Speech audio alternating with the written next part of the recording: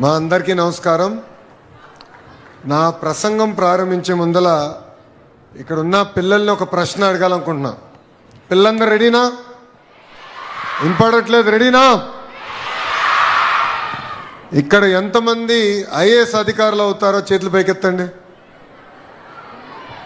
Okay, చేతులు దింపండి అమ్మా. ఎంతమంది ఐపీఎస్ అవ్వాలనుకుంటున్నారు? చేతులు పైకెత్తండి. పోలీస్. ఓకే, ఎంతమంది డాక్టర్లు అవ్వాలనుకుంటున్నారు? ఇంజనీర్, లాయర్లు తగ్గిపోయారు. ఓకే, మోస్ట్ ఇంపార్టెంట్ క్వశ్చన్ అడగబోతున్నా. ఎంతమంది రాజకీయాల్లోకి రావాలనుకుంటున్నారు? చేతులు పైకెత్తండి. ఇప్పుడు ఎత్తుతారులే అందరూ. ఎందుకు అడుగుతున్నానంటే గౌరవ ముఖ్యమంత్రి గారు ఒక కుటుంబంతో కలిసారు.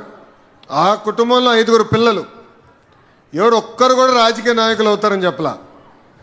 గౌరవ ముఖ్యమంత్రి గారు పక్కన కూర్చొని కూడా అందరూ ఐఏఎస్ అధికారి అవుతాం, ఐపీఎస్ అధికారి అవుతాం అని చెప్పారు తప్ప ఒక్కరు కూడా రాజకీయాల్లోకి వస్తారని చెప్పలేదు. సో తల్లిదండ్రులు కూడా కోరుతున్నా, బాగా చదివిన వారు కూడా రాజకీయాల్లోకి రావాల్సిన అవసరం ఉంది. సమాజంలో ఏ మార్పు అయితే మనం ఆశిస్తామో అది రాజకీయాల ద్వారా మార్పు మనం సాధించగలుగుతామని ఈ సభాముఖంగా ఇక్కడున్న తల్లిదండ్రులందరికీ నేను తెలియజేస్తున్నా. వేదికమైన గౌరవ ముఖ్యమంత్రి శ్రీ నారా చంద్రబాబు నాయుడు గారికి, గౌరవ శాసనసభ్యురాలు మిర్యాల శిరీష గారికి, అదేవిధంగా విద్యాశాఖ అధికారులకు, ఉపాధ్యాయులకు, తల్లిదండ్రులకు, విద్యార్థులందరికీ నా హృదయపూర్వక నమస్కారాలు. అందరికీ జాన్ జోర్, అందర్ సాయి మిందిరా. మన ఇంట్లో కొడుకైనా కూతురైనా మొదటిసారి పాఠశాలలకు వెళ్ళినప్పుడు ఒక పక్కన ఆనందం ఉంటుంది, ఇంకో పక్కన ఆందోళన కూడా ఉంటుంది. మనందరికీ ఒకటి ఉంటుంది, నా బిడ్డ బాగా చదవాలి, దేశానికి ప్రయోజకులుగా మారాలన్న కోరిక మనందరి గుండెల్లో ఉంటుంది. ఆ కార్యక్రమాన్ని, ఆ కళను నిజం చేసేదానికే ఈరోజు మెగా పేరెంట్ టీచర్ మీటింగ్ ప్రభుత్వం అధికారికంగా నిర్వహించడం జరుగుతుంది. ఇక్కడనే కాదు, 43,000 పాఠశాలల్లో లక్షలాది మంది తల్లిదండ్రులు, పిల్లలు, ఉపాధ్యాయులు కలిసికట్టుగా కూర్చుని మన పిల్లలు ఎక్కడ చదువుతున్నారు, ఏం చదువుతున్నారు, రాబోయే రోజుల్లో ఏం సాధించాలనుకుంటున్నారో చర్చించేదానికే ఒక అద్భుతమైన వేదిక ఈ మెగా పేరెంట్ టీచర్ మీటింగ్. నేను విద్యాశాఖ మార్చులైనప్పుడు గౌరవ ముఖ్యమంత్రి గారు ఒకే ఒక హామీ ఇచ్చా. ప్రభుత్వ పాఠశాలలకి పూర్వ వైభవం తీసుకొచ్చే బాధ్యత నేను తీసుకొస్తానని ఆనాడు గౌరవ ముఖ్యమంత్రి గారికి నేను హామీ ఇస్తాం జరిగింది. దాంట్లో భాగంగా ఈరోజు మనం 2వ అడుగు వేస్తున్నాం. ఈ ప్రయాణం కేవలం ఒక లోకేష్ వల్లనే సాధ్యం కాదు. తల్లిదండ్రులు, విద్యార్థులు, ఇంకో పక్కన మాకున్న అద్భుతమైన ఉపాధ్యాయులు, ముగ్గురం అనుసంధానం అవుతేనే నేను ఏ మార్పు అయితే ప్రభుత్వ పాఠశాలలో సాధించాలనుకున్నానో, తీసుకురావాలనుకున్నానో అది నేను చేయగలుగుతాను. రంపచోడవరం నియోజకవర్గం వచ్చినప్పుడు నాకు నూతన ఉత్సాహం వచ్చింది. ఈ నేలలోనే పోరాటం ఉంది, ఈ నేలలోనే పౌరుషం కూడా ఉంది. స్వాతంత్ర సమర యోధుడు అల్లూరి సీతారామరాజు గారు నడియాడిన నేల, గొప్ప నేల రంపచోడవరం. గిరిజన ఆత్మగౌరవానికి పోరాడిన గొప్ప నేల ఈ రంపచోడవరం గడ్డ. రంపచోడవరం అడవుల్లో అల్లూరి సీతారామరాజు గారు స్వాతంత్రం జ్యోతి వెలిగించారు. ఆ జ్యోతి దేశభక్తిగా ఆనాడు మారింది.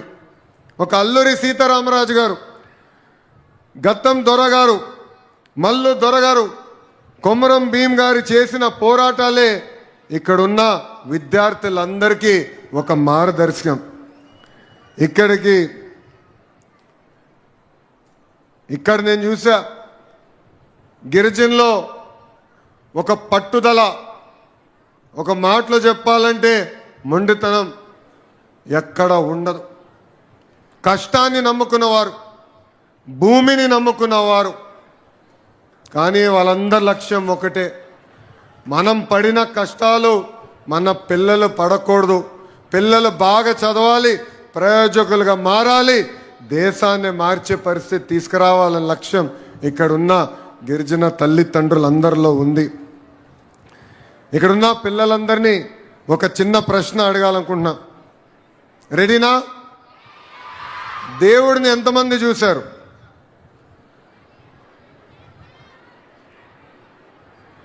చూడకపోయినా మనం దేవుడు నమ్ముతున్నాం కదా. ప్రేమ ఉంటే, ప్రేమ ఉన్న చోటే దేవుడు ఉంటాడు, సేవ ఉన్న చోటే దేవుడు ఉంటాడు, త్యాగం ఉన్న చోటే దేవుడు ఉంటాడు. ఇక్కడున్న పిల్లలందరూ విషయం గుర్తుపెట్టుకోవాలి. మన జీవిత ప్రయాణంలో ఇద్దరు దేవుళ్ళు ఉన్నారు. ఒకటి మన తల్లిదండ్రులు, రెండోది మన ఉపాధ్యాయులు.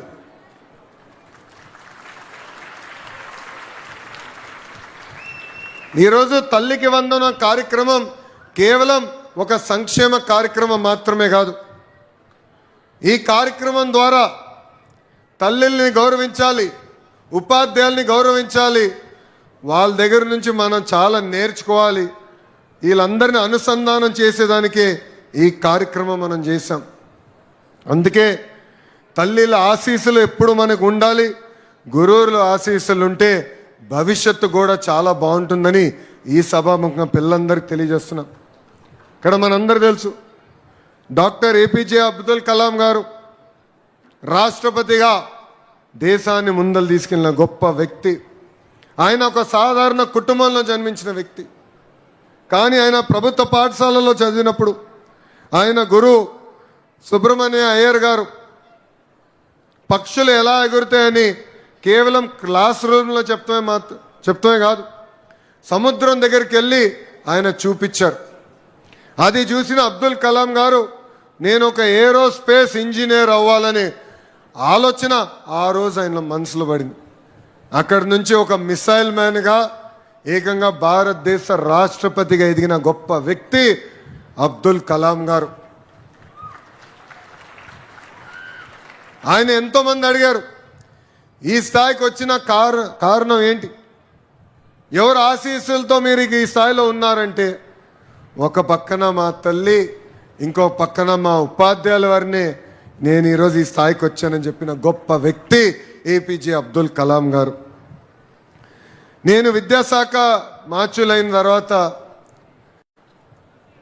కరెక్ట్గా 3 నెలల క్రితం ఒక వావ్ మూమెంట్ నాకు కలిగింది. నేను మొదటి పేరెంట్ టీచర్ మీటింగ్లో గౌరవ ముఖ్యమంత్రి గారు విషయంలో హామీ ఇచ్చారు. సార్, ఈరోజు పేపర్లు ఎప్పుడు చూసినా లేదంటే టీవీ ఛానల్లో ఎప్పుడు తిప్పినా ఏకంగా 1, 1, 2, 2, 3, 3 అని ర్యాంకులు వస్తాయి. అది కేవలం ప్రైవేట్ పాఠశాలలకే వస్తున్నాయి. నాకు 2 సంవత్సరాలు ఇవ్వండి, ప్రభుత్వ పాఠశాలలో కూడా అంత అద్భుతమైన ర్యాంకులు నేను తీసుకొస్తా, ఆ పిల్లల ఫోటోలు నేను పేపర్లో వేస్తానని చెప్తాను జరిగింది. ఈరోజు ఈ వేదిక నుంచి గౌరవ ముఖ్యమంత్రి గారికి నేను తెలియజేస్తున్నాను. సార్, మొన్న జరిగిన 10th క్లాస్ ఇంటర్ ఫలితాల్లో ప్రభుత్వ పాఠశాలలో చదివిన పిల్లలు అద్భుతమైన ర్యాంకులు సాధించారు. ఆంధ్ర రాష్ట్ర చరిత్రలో ఎప్పుడు లేని విధంగా ప్రభుత్వమే పేపర్ యాడ్ ఆ పిల్లల ఫోటోలు వేయించి ఎక్కడ కానీ గౌరవ ముఖ్యమంత్రి గారి ఫోటో కానివ్వండి, మంత్రి గారి ఫోటో కానివ్వండి, ఎవరు ఫోటోలు లేకుండా అద్భుతంగా యాడ్ వేసి ప్రభుత్వ పాఠశాలలకు ఉన్న గౌరవాన్ని కూడా ప్రభుత్వం పెంచింది. ఈ విజయం కేవలం ప్రభుత్వాన్ని మాత్రమే కాదు, ఇక్కడ తల్లిదండ్రులు పిల్లల కష్టం చాలా చాలా ఉందని ఈ సభాముఖంగా తెలియజేస్తున్నా. ఆ రోజు యాడ్ చూస్తే నాకు నిజంగా కిక్ వచ్చింది, ఒక బాధ్యత కూడా నాకు పెరిగింది. ఇంకా మార్పులు తీసుకురావాలి, విద్యా వ్యవస్థని పటిష్టంగా ముందరికి నడిపించే లక్ష్యంతో మేము అనేక అడుగులు వేస్తున్నాం. అందుకే ఇక్కడున్న పిల్లలందరికీ చెప్తున్నా, మీకు మంచి మార్కులు వస్తే నాకు మంచి మార్కులు వచ్చినట్టు. మీరు ఎగ్జామ్స్లో పొరపాటున దారి తప్పితే గౌరవ ముఖ్యమంత్రి గారు నాకు దెబ్బలేస్తారు, నన్ను వదిలిపెట్టరు. సో దేర్ఫోర్ నా భవిష్యత్తు మీ బాధ్యత అని ఈ సభాముఖంగా పిల్లలందరికీ నేను తెలియజేస్తున్నా. విలువలో కూడిన విద్య చాలా చాలా అవసరం. విలువలు లేని వికసిత్ భారత్ కాదని నేను భావిస్తున్నా. అందుకే చాగంటి కోటేశ్వరరావు గారిని ఏకంగా క్యాబినెట్ ర్యాంక్ ఇచ్చి అడ్వైజర్గా గౌరవ ముఖ్యమంత్రి గారు నియమించారు. విలువలకు సంబంధించిన పుస్తకాలు ఏదైతే ఆయన రూపొందించారో ఆ పుస్తకాలు ఈరోజు ప్రభుత్వం ప్రింట్ చేసి పిల్లలకి అందిస్తమే కాదు, ప్రతి సాటర్డే పిల్లలతో ఆ పుస్తకాలు చదివిస్తాం జరిగింది. చాగంటి కోటేశ్వరరావు గారు ప్రవచనలు కూడా చేస్తారు. దాంట్లో ఒక ప్రవచనకి వెళ్ళా, ఆయన ఒక అద్భుతమైన మాట చెప్పారు, తల్లికి చెప్పలేని పని చేయొద్దని. తల్లికి చెప్పలేని పని చేయదు. చాలా సింపుల్గా అనిపించవచ్చు, కానీ ఎంత పవర్ఫుల్ స్టేట్మెంటో నాకు అర్థమైంది. అందుకే విలువల కూడిన విద్య చాలా ఉండాలని ఈ పుస్తకాలు రూపొందించి మన పిల్లలకి గౌరవ ముఖ్యమంత్రి గారు అందిస్తాం జరిగింది. ఇంతేకాదు, మహిళల్ని గౌరవించాలనేది ఇంట్లో మొదలవ్వాలి. తెలుగు వాడక భాషలో మహిళల్ని కించపరిచే విధంగా కొన్ని పదాలు వాడతాం. గాజులు తొడుక్కున్నావా, చీర కట్టుకున్నావా, అమ్మాయిలాగా ఏడవదన్న పదాలు వాడతారు. అది మనం వాడకూడదు. ఆ మార్పు అనేది మన సొంత ఇంటి నుంచి మొదలవ్వాలి. అందుకే ఇక్కడున్న తల్లిదండ్రులందరినీ నేను కోరుతున్నాను, ఇది మన ఇంటి నుంచి మొదలు పెడదాం. ప్రభుత్వం పరంగా మేము ముందరికి ఇది విధానం తీసుకెళ్తున్నాం. ఇన్ఫ్యాక్ట్ ఇచ్చే పుస్తకాల్లో కూడా 1వ తరగతిన 2వ తరగతిన మనం ఇచ్చే పుస్తకాలలో మీరు అవి చూస్తే ఇంటి పనులు గతంలో మహిళలు చేసేవి ఉండే. కూటమి ప్రభుత్వ అధికారంలోకి వచ్చిన తర్వాత 50% చేస్తాం. అంటే ఫోటోల్లో 50% ఇంటి పనులు మగవాళ్ళు చేసే ఉన్నాయి, 50% ఫోటోలు మహిళలు ఇంటి పనులు చేసే ఉన్నాయి. అంటే మార్పు టెక్స్ట్ బుక్స్ దగ్గర నుంచి మన ఇంటి నుంచి మొదలవ్వాలని ఈ సభాముఖంగా నేను మిమ్మల్ని అందరినీ కోరటం జరుగుతుంది. నేను మీ అందరు తెలుసు, ఒక యువగలం పాదయాత్ర చేశా. రాయలసీమలో నేను పాదయాత్ర చేసినప్పుడు చాలామంది తల్లులు వచ్చి నన్ను కలిశారు. అయ్యా, ఆర్థిక సహాయం ఏదైతే మీరు చేస్తున్నారో ఇంట్లో ఎంతమంది పిల్లలుంటే అంతమంది పిల్లలకి అందించండి, లేదంటే మా కూతుర్ని ఇంట్లో పెట్టుకుని అబ్బాయిని చదివించే పరిస్థితి వస్తుందని. అది మన గౌరవ ముఖ్యమంత్రి గారు తెలియజేసిన వెంటనే తల్లికి వందనం కార్యక్రమం చేపడతాం. ఇంట్లో ఎంతమంది బిడ్డలుంటే అంతమంది బిడ్డలకి ఆర్థిక సహాయం అందిద్దామని చెప్తాం జరిగింది. ఈరోజు మీరు చూస్తే 2025న 67,27,000 మంది తల్లుల అకౌంట్లో మనం ఈ తల్లికి వందనం డబ్బులు జమ చేస్తాం జరిగింది. అంతేకాకుండా 2026కి వచ్చేగల 67,47,000 అకౌంట్లో ఈరోజు సుమారుగా 10,000 కోట్ల రూపాయలు ప్రజాప్రభుత్వం తల్లుల అకౌంట్లో జమ చేస్తాం జరిగింది. స్వామి వివేకానంద గారు ఒక మంచి మాట చెప్పారు, arise awake and stop until the goal is not reached. ఒక లక్ష్యం పెట్టుకోవాలి, ఆ లక్ష్యం సాధించే వరకు మనం నిద్రపోకూడదు. ప్రభుత్వ పాఠశాలలో మార్పు తీసుకెళ్ళ లక్ష్యం నేను పెట్టుకున్నా. తల్లుల్ని, పిల్లల్ని, ఉపాధ్యాయుల్ని అనుసంధానం చేసేదానికే లీప్ యాప్ కూడా తీసుకొస్తాం జరిగింది. ఇక్కడున్న తల్లిదండ్రులు అడుగుతున్నా, లీప్ యాప్ డౌన్లోడ్ చేసిన వాళ్ళందరి చేతిలో ఒకసారి పైకెత్తండి. ఇంకా కొంతమంది డౌన్లోడ్ చేసుకోవాల్సిన అవసరం ఉంది. దయచేసి ఏ యాప్ డౌన్లోడ్ చేసుకోండి. మీ పిల్లలు ఆ రోజు స్కూల్కి వచ్చారా లేదా, ఏం నేర్చుకున్నారు, ఏ టీచర్ ఏ సబ్జెక్ట్ మన పిల్లలకి నేర్పిస్తున్నారు అనేది క్లియర్గా మీకు ఈ యాప్ ద్వారా తెలియజేస్తాం జరుగుతుంది. అందుకే తల్లిదండ్రులందరినీ మళ్ళీ కోరుతున్నా, దయచేసి ఈ లీప్ యాప్ డౌన్లోడ్ చేసుకుని మీ పిల్లల విద్యలో మీరు కూడా భాగస్వామ్యం అవ్వండి అని నేను కోరుకుంటున్నా. అంతేకాకుండా 1 క్లాస్ 1 టీచర్ విధానం మేము చేపట్టాం. 10,000 పాఠశాలల్లో ఈరోజు 1 క్లాస్ 1 టీచర్ ఉన్నారు. మన ప్రభుత్వ అధికారంలోకి వచ్చిన తర్వాత 16,000 టీచర్ పోస్టులు భర్తీ చేశాం. ఈ సంవత్సరం కూడా డిఎస్సి ద్వారా ఇంకొక 3,000 టీచర్ పోస్టులు కూడా మన ప్రభుత్వం భర్తీ చేయబోతుంది. బుక్స్ దగ్గర నుంచి స్కూల్స్ వరకు, రాజకీయాలకి దూరంగా పెట్టాం. మన పిల్లలకి ఇస్తున్న ప్రతి పుస్తకం పైన కానివ్వండి, బెల్ట్ల పైన కానివ్వండి, ఎక్కడ గౌరవ ముఖ్యమంత్రి గారి ఫోటో కానివ్వండి, గౌరవ ముఖ్యమంత్రి గారి పేరు కానివ్వండి, లేదంటే నా పేరు కానీ లేదు. రాజకీయాలు ఆ గేట్ బయటే ఉండాలన్న బలంగా నమ్మే వ్యక్తిని నేను. అంతేకాకుండా ఉపాధ్యాయులు ఇబ్బంది పడకుండా వాళ్ళ కోసం ప్రత్యేకంగా ఒక టీచర్ ట్రాన్స్ఫర్ యాక్ట్ తీసుకొచ్చాం. డొక్కా సీతమ్మ గారి పేరుతో మధ్యాహ్న భోజనం పథకాన్ని మెరుగుపరిచాం. ఈరోజు మన పిల్లలకి సన్న బియ్యం ద్వారా అన్నం కూడా ప్రభుత్వం అందజేస్తుంది. ఇంకో పక్కన స్మార్ట్ కిచెన్స్ ఏర్పాటు చేస్తున్నాం. స్టూడెంట్ కిట్స్ అందజేసాం. సాటర్డేని నో బ్యాక్ డేగా అమలు చేస్తున్నాం. ప్యాసివ్ లెర్నింగ్ నుంచి యాక్టివ్ లెర్నర్స్గా పిల్లల్ని తయారు చేసడానికి 9th క్లాస్లో క్లిక్కర్ టెక్నాలజీ అమలు చేశాం. ఇప్పుడే గౌరవ ముఖ్యమంత్రి గారు కూడా ఆ టెక్నాలజీ చూస్తాం జరిగింది. ఏ కాన్సెప్ట్లో మన పిల్లలు వీక్గా ఉన్నారో మీ ఫోన్కి నేరుగా అది ఆ వివరాలు వస్తాయి, సంబంధించిన వీడియోలు కూడా వస్తాయి. సో పిల్లలు ఇంటికి వచ్చిన తర్వాత వీడియోలు చూసి ఏకంగా హోంవర్క్ చేసే మార్గం కూడా ప్రజాప్రభుత్వం అందజేస్తుంది.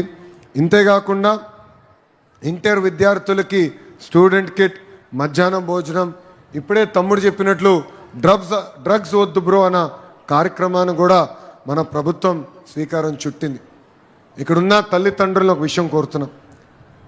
డ్రగ్స్ కేవలం ఆరోగ్యానికి హానికరం కాదు. డ్రగ్స్ అనేది ఒక కుటుంబాన్ని నాశనం చేస్తుంది, ఒక తరాన్ని నాశనం చేస్తుంది. పొరపాటున మన పిల్లలు ఎవరో ఒత్తిడి ద్వారా సేవిస్తే ఇమ్మీడియట్గా మేడం గారికి, టీచర్ గారికి, హెచ్ఎం గారికి తెలియజేయండి. ఎందుకంటే అనేక మార్గాలు ఉన్నాయి. డీఎడిక్షన్ అవ్వచ్చు, కౌన్సిలింగ్ అవ్వచ్చు, ఇవన్నీ ప్రభుత్వం రూపొందించింది. మనందరం చూసాం డ్రగ్స్ వల్ల పంజాబ్ అన్న రాష్ట్రం ఎంత నాశనమైందో. అలాంటి పరిస్థితి ఆంధ్ర రాష్ట్రానికి రాకూడదన్న ఒక ప్రక్రియ మేము తీసుకున్నాం. అందుకే డ్రగ్స్ వద్దు బ్రో అన్న క్యాంపెయిన్కి మేము శ్రీకారం చుట్టాం. దాంట్లో ఇక్కడున్న తల్లిదండ్రులందరూ కూడా భాగస్వామ్యం అవ్వాలని ఈ సభాముఖంగా కోరుకుంటున్నా. గౌరవ ముఖ్యమంత్రి గారు ఓ విషయం తెలియజేయదలుచుకున్నాం. సార్ మీరు ఎప్పుడు పోటీ పడమంటారు? నన్ను ఒకటే విషయం అడిగారు. ఎప్పుడైతే ప్రభుత్వ పాఠశాలలు బలోపేతం అవుతాయో ఆటోమేటిక్గా తల్లిదండ్రులు వాళ్ళ పిల్లల్ని ప్రభుత్వ పాఠశాలలకు పంపిస్తారని మీరు చెప్తాం జరిగింది. గడిచిన 2 సంవత్సరాలు మీ నాయకత్వంలో మనం తీసుకొచ్చిన సంస్కరణల ద్వారా ఈరోజు నేను గర్వంగా చెప్తున్నా 1,10,000 మంది విద్యార్థులు ప్రైవేట్ పాఠశాల నుంచి ప్రభుత్వ పాఠశాలలకి వస్తాం జరిగింది. అంతేకాదు కొన్ని ప్రభుత్వ పాఠశాలల బయట నో అడ్మిషన్ బోర్డు పెట్టే రోజులు వచ్చేసినాయి. నా సొంత నియోజకవర్గం మంగళగిరిలో నిడమర్లో ఒక అద్భుతమైన పాఠశాల ఉంది. దాని ఒక ఇంటర్నేషనల్ స్కూల్గా తయారు చేశాం. మొన్న నేను మంగళగిరిలో ఒక కార్యక్రమానికి వెళ్తే ఒక తల్లి వచ్చింది, నాతో గొడవ పెట్టుకుంటుంది. నాకు కూతురు ఉంది, కూతురికి నువ్వు అడ్మిషన్ ఇవ్వాలని. సహజంగా అందరూ ఏమనుకుంటాం, ఏదో ప్రైవేట్ స్కూల్లో అడ్మిషన్ అడిగిందేమో అనుకుంటాం. కానీ తిరిగి చూస్తే నిడమరు స్కూల్లోనే అడ్మిషన్ కావాలని. అప్పుడు ఆ తల్లికి చెప్పా, హెచ్ఎం గారు చాలా స్ట్రిక్ట్ మేడం, నేను చెప్తే కూడా ఇందు మీ పాప ఎగ్జామ్ రాయాల్సిందే, ఎగ్జామ్లో క్వాలిఫై అవుతేనే హెచ్ఎం గారు తీసుకుంటారని చెప్తాం జరిగింది. సో ఈ లీప్ స్కూల్ అనేది ప్రతి నియోజకవర్గానికి ఒకటి తీసుకురావాలనే లక్ష్యంతో ప్రభుత్వం అడుగులేస్తుందని ఈ సభాముఖం మీ అందరికీ నేను తెలియజేస్తున్నా. అంటే ఎప్పుడు లేని విధంగా ప్రభుత్వ పాఠశాలలో ఉన్న సీట్లకి డిమాండ్ పెరిగే రోజులు వచ్చినాయి. అందుకే నా 2 అడుగులే వేసాం. ఇంకా చేయాల్సిన అనేక కార్యక్రమాలు ఉన్నాయి. అన్నీ చేసేసామని మేము చెప్పట్లేదు. దారి తప్పిన విద్యా వ్యవస్థని సరైన దారిలో పెట్టేదానికి అహర్నిశలు మేమందరం పనిచేస్తున్నాం. చివరిగా నేను ఇక్కడ పిల్లలందరూ కూడా కోరేది ఒక్కటే, తల్లిదండ్రులు చెప్పింది మనం ఎప్పుడు వినాలి.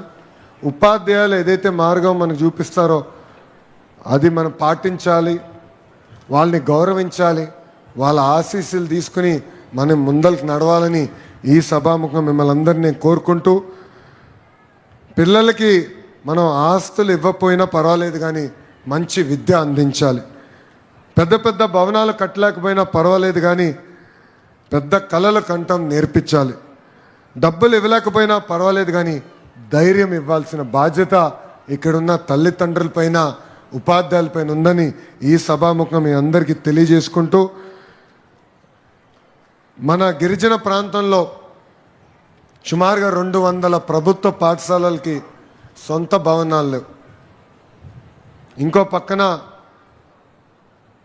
రేకుల షెడ్ల కిందనో లేదంటే సింపుల్గా ఒక హట్లాగా వేసి అక్కడ పాఠాలు చెప్పే పరిస్థితి, లేని చెట్టుల కింద పాఠాలు చెప్పే పరిస్థితి.